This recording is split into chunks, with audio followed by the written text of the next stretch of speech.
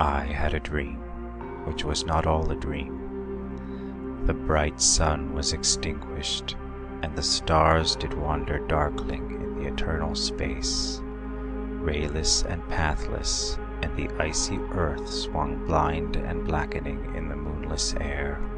Morn came and went, and came and brought no day, and men forgot their passions in the dread of this their desolation, and all hearts were chilled into a selfish prayer for light, and they did live by watchfires, and the thrones, the palaces of crowned kings, the huts, the habitations of all things which dwell, were burnt for beacons.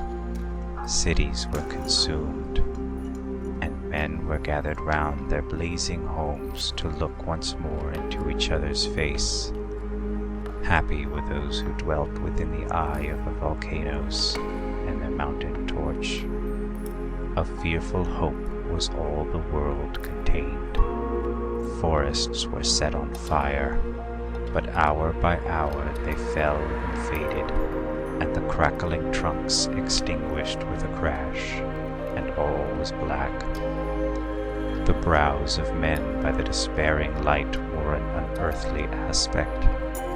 As by fits the flashes fell upon them. Some lay down and hid their eyes and wept, and some did rest their chins upon their clenched hands and smiled, and others hurried to and fro, and fed their funeral piles with fuel, and looked up with mad disquietude on the dull sky, the pall of a past world, and then again with curses cast them down upon the dust, and gnashed their teeth and howled.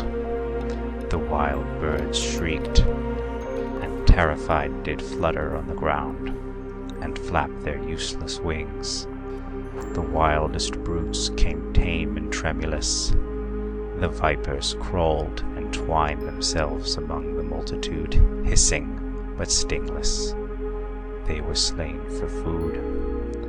And war, which for a moment was no more, did glut himself again. A meal was bought with blood, and each sate sullenly apart, gorging himself in gloom. No love was left. All earth was but one thought, and that was death, immediate and inglorious, and the pang of famine fed upon all entrails.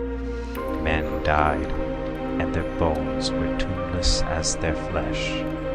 The meager by the meager were devoured. Even dogs assailed their masters, all save one, and he was faithful to a corpse, and kept the birds and beasts and famished men at bay, till hunger clung them, or the dropping dead lured their lank jaws.